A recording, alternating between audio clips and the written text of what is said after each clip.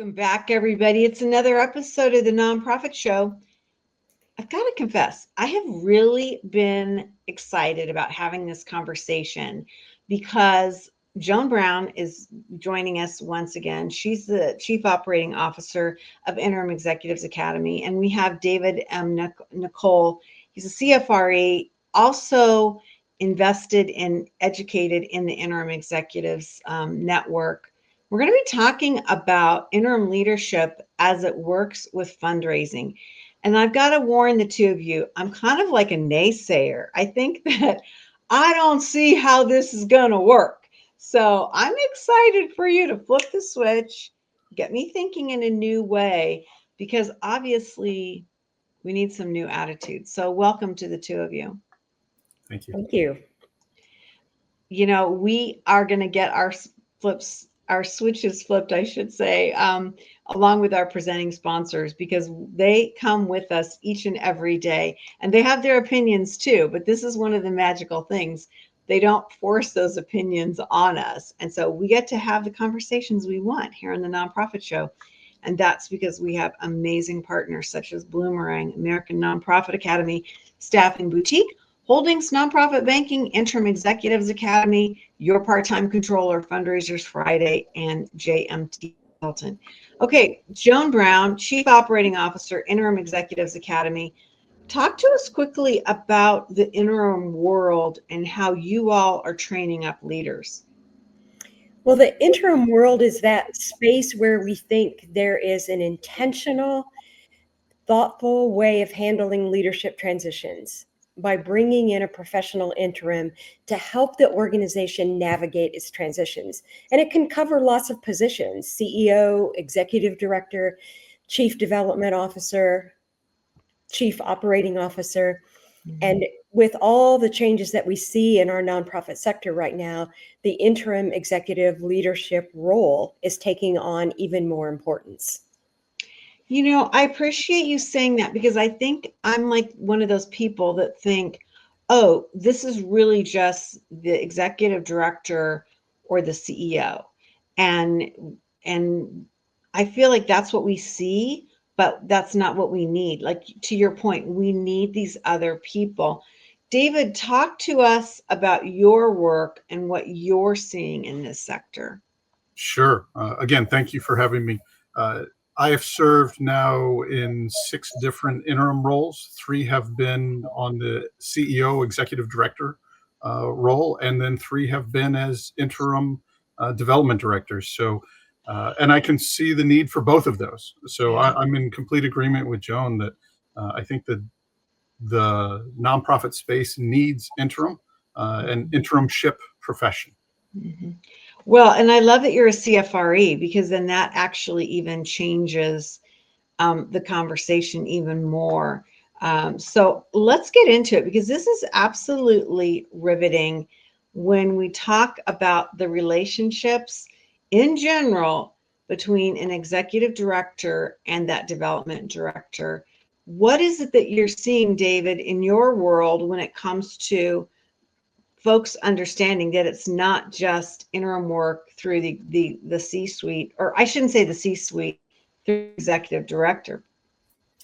Sure. You know, as I think about the relationship between the interim development director and the CEO, it's slightly different from that of a permanent development director, but you know, the CEO is hiring the interim development director for a specific reason, right? They're either in transition or they need, or they're trying to figure out what they need as an organization.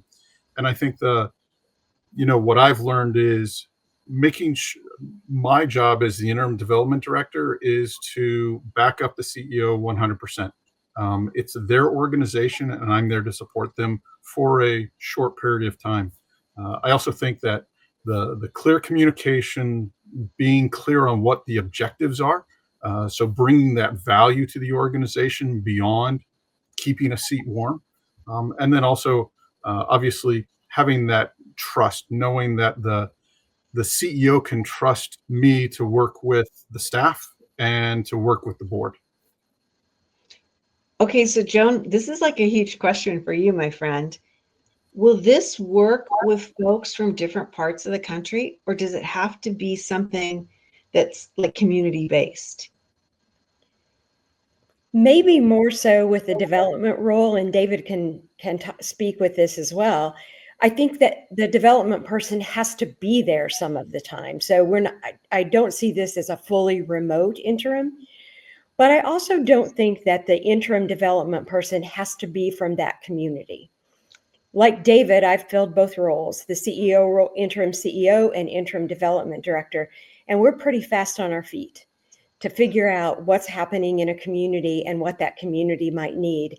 And some of it does depend, I think, on where the executive director or CEO is in their comfort with fundraising. If they've been doing a lot of fundraising, if they're a face in the community, it's easier for me as someone outside of the community to come in and do this strategy work and the planning work and strong interim work. Even if I don't know all the players in the community, I can still do a really great job as an interim. It's so interesting because what I hear you talking about in my mind is understanding the process and that bigger picture, and not necessarily the relationships, right? Because if you don't understand a process, the relationships, I don't want to say they don't matter, but you're not working maybe the relationships. So I'm wondering, when you have a CEO or an executive director and you have this interim development director, or going both back and forth, where do these relationships falter? You mentioned, Joan, some CEOs are rock stars at fundraising and some are not. So how do you see this balancing out? Well, sometimes I actually think it's easier to work with a CEO who doesn't believe they're a fundraising rock star. They may be more open to thinking about things in a different way or a new way. They may be more open to the idea of a strategy team as opposed to just the CEO and the development director trying to work everything out on their own. And we think that strategy team can be really important in sort of transforming how development works. But I think one of the falterings that we see are just unrealistic expectations. That a CEO may think an interim development person is going to come in and bring lots of money very quickly, and that is really not how it usually happens. Good development work is a long process, and an interim can help put good building blocks in place to move that process forward. But if anyone thinks that an interim development person is going to bring a windfall in a couple months, that's an unrealistic expectation. And those relationships can really falter if that's not clear from the beginning. Okay, David, you're nodding your head like, unfortunately, I think you know what Joan is saying, that you've been down that path. Yes, to answer your question, is where those relationships goes wrong. I'm in complete agreement with Joan. It is those unrealistic expectations. Fundraisers in general we don't have that magic button that just brings money in. And it also takes time to get those resources in the door. So thinking through, what is the organization's relationship with its donors today? How are those donors? Is it a relationship or is it transactional? And then I think the other place where that relationship can falter is the executive director understanding the role they have to play, and the role that the board has to play in fundraising. The executive director can't just sit on the sideline for fundraising. As much as I love going in and making the ask, it is often the role of the executive director to make that close. And because the donors want to talk to the executive director. I can set up all the stuff on the behind the scenes, but that executive director CEO needs to be in that room. So let me drill down a little bit with you on that point. How have donors responded to you or been comfortable with you when you're identified as an interim? What I have done is I have actually laid out and helped the organization and the donors look at it from we're building a foundation for the organization to grow long term and to build sustainability. And so, in reality, building up the CEO, the CEO made this amazingly great decision to bring in somebody from the outside that's independent, that can look at our systems, that can look at our processes, help us develop long-term sustainable growth. And so donors have really responded to, it's not really a relationship with me, but it's a relationship with the organization. And so putting it that direction instead of, it's not a relationship with David, it's a relationship with the organization. I love that. I think that's magical thinking. I mean, Joan, you've been in this boat as well. Is that how you've navigated these types of discussions? This is how I have navigated and how we coach all interims to navigate whatever their role is, to talk about the foresight, the intentionality, the wisdom of bringing in an interim rather than making some of the same mistakes again in hiring, but to help the organization get set on a sustainable path in development or leadership or whatever the role might be. We really, and I have found that funders and donors respond to that message of, this is not crisis management. This is strategic thinking about the future of our organization. And the response to that is always positive. Wow, I love that approach because as a donor, I'm sitting here thinking, who wouldn't want to hear that? That we're not in crisis, we're in, strategic thinking and thoughtful approaches for the future. No matter who the people on the bus are, the bus is still going to keep going. Right. Really interesting. And I hadn't really thought of that in the context of development. So I've got to imagine that a lot of donors this would be kind of a new concept for them, right? I mean, not the normal conversation that a donor would have. I mean, David, have you found that to be the case? You're very right. I mean, most donors that I do interact are like, wait, you're interim, you're here for a time. What do you do? What's your role? And help and making sure that both, and this is where back to your earlier piece around those expectations, right? Making sure that the executive director, the CEO, and I are on the same page where it is expectations, and then what I'm doing inside the organization, right? Whether it's leading staff, setting up systems, setting up processes, getting to that long-term sustainable growth.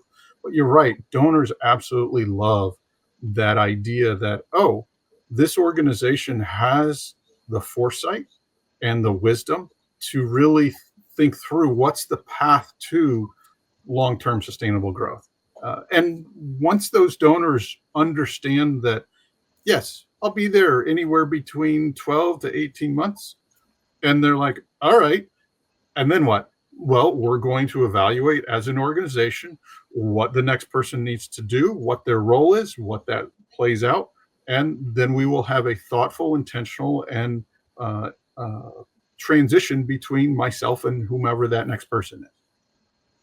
It's really an interesting thing, Joan, because part of me, I think where I'm stumbling with this is that this is somewhat interim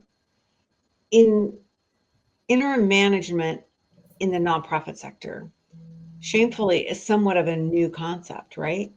I mean, we're having to educate our sector, our teams. This is kind of like this. These are the new days of this concept. And I remember you explained to me a long time ago when I first met you that the interim structure really came out of the clergy, and that a lot of faith organizations used this forever and a day. And so it was more of a natural process. But in the nonprofit sector, it's still pretty new, right?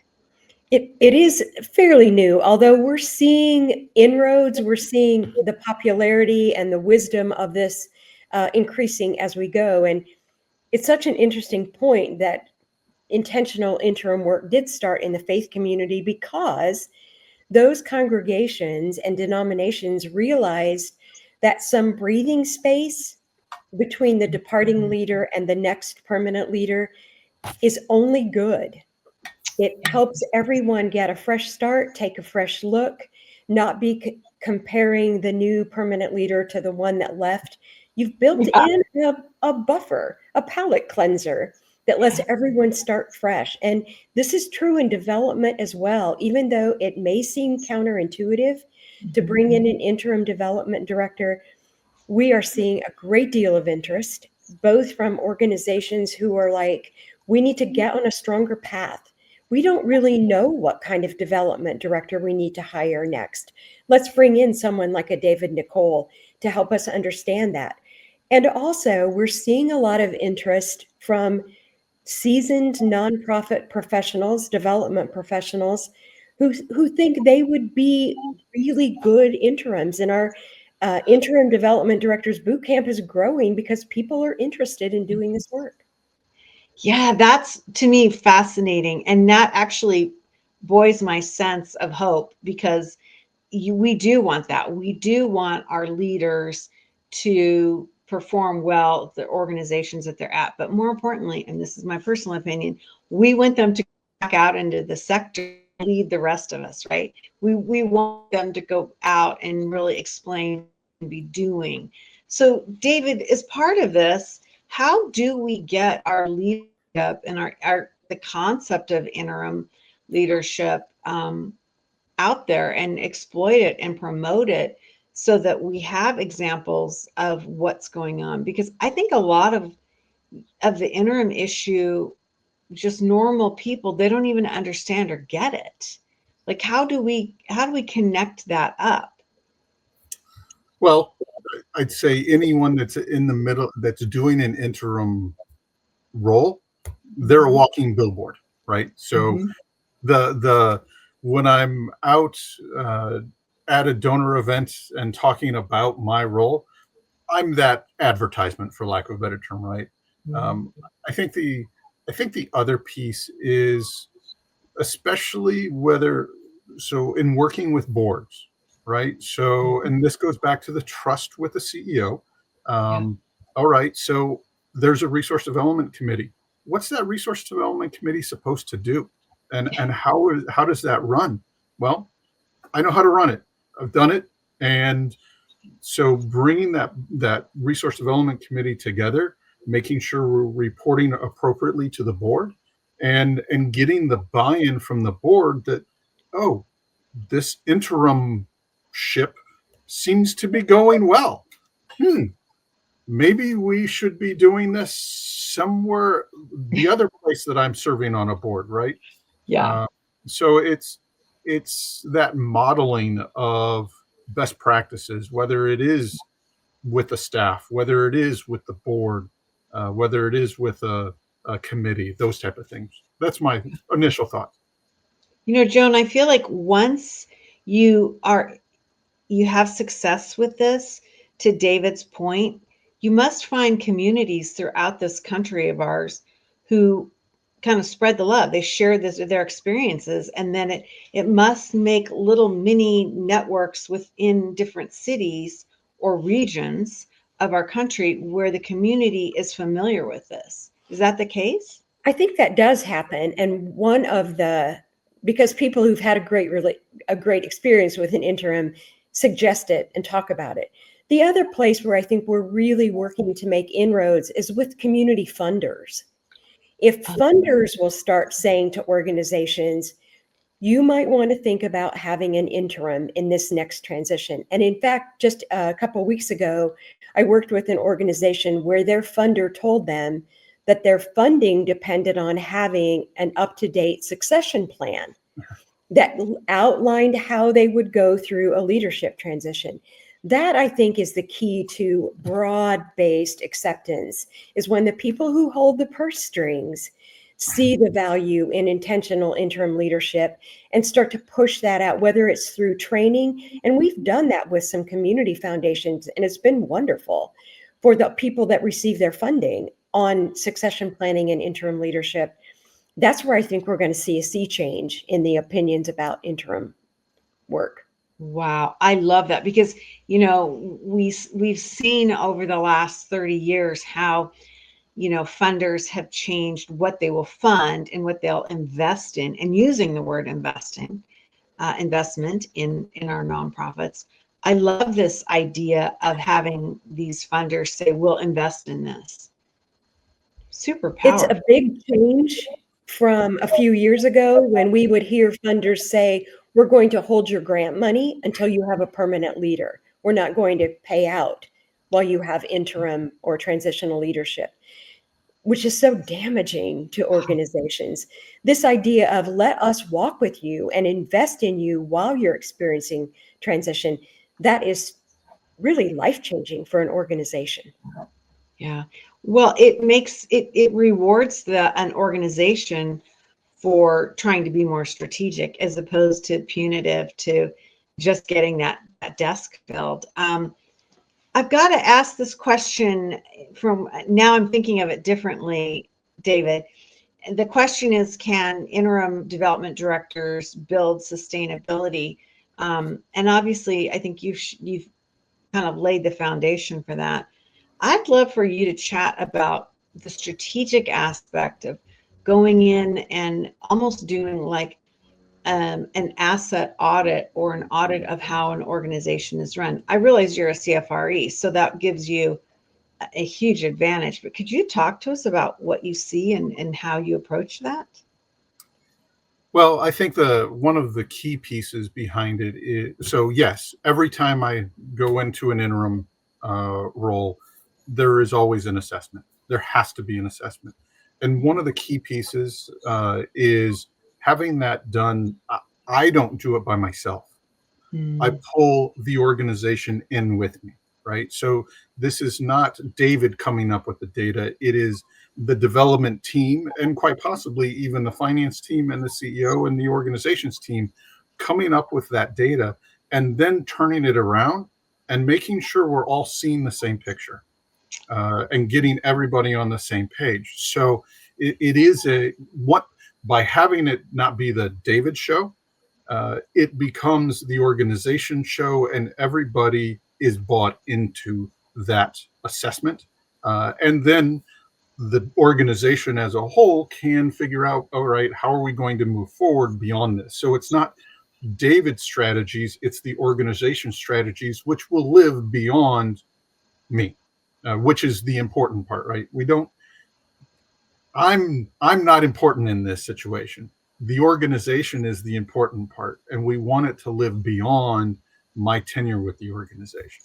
Does that make sense? Yeah, it does. But I got to say, I don't think I've ever heard anyone speak like that. A lot of times we see development directors, and I hate to use this word, but they're like great at cause selling, right? They're charismatic. It is their show, to use your vocabulary. And so it's again, I keep going back, Joan, to education. It's so much like we're going to rewrite the script of how we make things sustainable. If I may, right? Yeah. So one of the way that I think about it is if we're going to truly build sustainable revenue generation, we have to show organizations how to do this work well. There's way too many organizations out there that are undercapitalized, underutilized, and scraping for dollars, right? And so helping to develop that staff, helping to develop volunteers, helping the ED understand what to expect out of the permanent fundraising leader. My success is not necessarily what I accomplish while I'm there. My success is measured by what the organization accomplishes after I leave. Yeah. Wow. That's magical thinking. I've got to believe, Joan, that if a board and a C-suite hears that message, it's going to make them think about their jobs differently too. That's a great power that we have as interims. We're not protecting ourselves or a job that we don't want to lose. We can come in and say, here's what I'm seeing. How does this register with what you've been seeing? Or here's some things that have come to my attention that you might not know about. Or here's the hard truth about a board that is not carrying its weight in the development area. You can be upset with me. I am leaving. I am, as we've said before, I am pre-fired. I will already be dismissed at the end of this engagement. But if I can change thinking while I'm there, if I can move the thoughts about development beyond just, have we hit our annual fund goal? How are we doing on our event?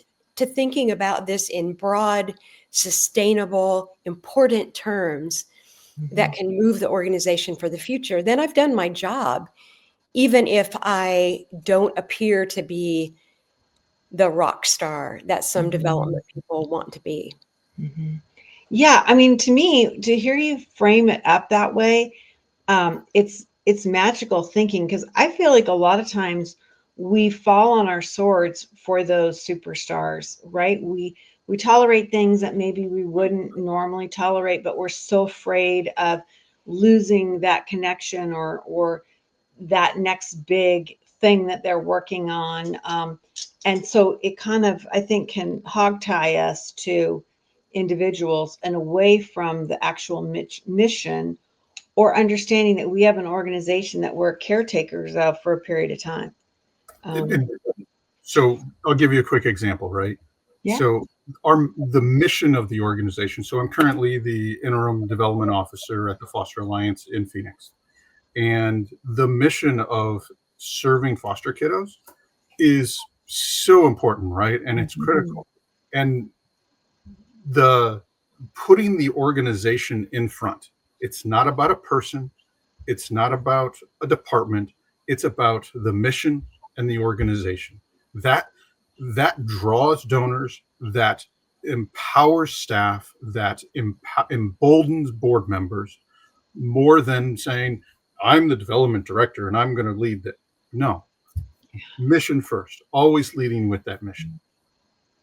I love that. And David, I know you have a contract that you're working in my community, and so I say thank you. But you do not live here. You aren't part of our community. So we might have to change that after I've been speaking with you.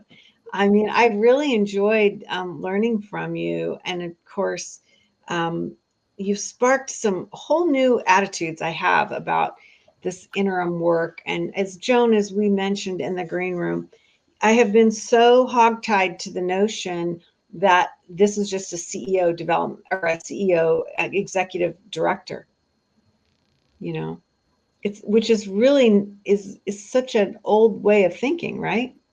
It is, because no matter what the structure is of our organization, everybody leaves. And so we do have to have a plan for what are we going to do when each somebody decides to move on or life changes or whatever. Everybody leaves. And what's our plan? Yeah, I love it. Well, it's always such a delight, Joan, to have you on. Joan Brown, she's the Chief Operations Officer with our friends over at Interim Executives Academy. Such a great thought leader on these new topics, really, for our sector. They shouldn't be, but they are new topics. And so it's just been a pleasure, Joan, once again, to have you join us. David M. Nicole, he is a CFRE, and he's the founder of Headwinds Consulting. Again, David, I'm so thrilled you're working in my community, and I'm really excited that you're showing other members within our community in the nonprofit sector how this can work. Because I just feel like this is how we plant the seeds, right? Yep. As Joan said, one group has a great experience, they tell others, the board members share. I mean, it's really a web that gets built, hopefully rather quickly. So thank you. Thank you. Most definitely. Thank you. I appreciate it. It's been a lot of fun. We have these amazing conversations each and every day because we have amazing partners, and they include Bloomerang, American Nonprofit Academy, Staffing Boutique, Holdings Nonprofit Banking, our friends over at Interim Executives Academy, Your Part-Time Controller, Fundraisers Friday, and JMT Consulting. These are the folks that have been with us now, as of last Friday, more than 1,400 episodes. and in our 6th year of broadcasting, and they make such a difference with these conversations. Joan has heard me say this, David, but you have not. And I end each and every show with this mantra. And today I'm thinking about it in the context of sustainability. And the message is this: to stay well so you can do well.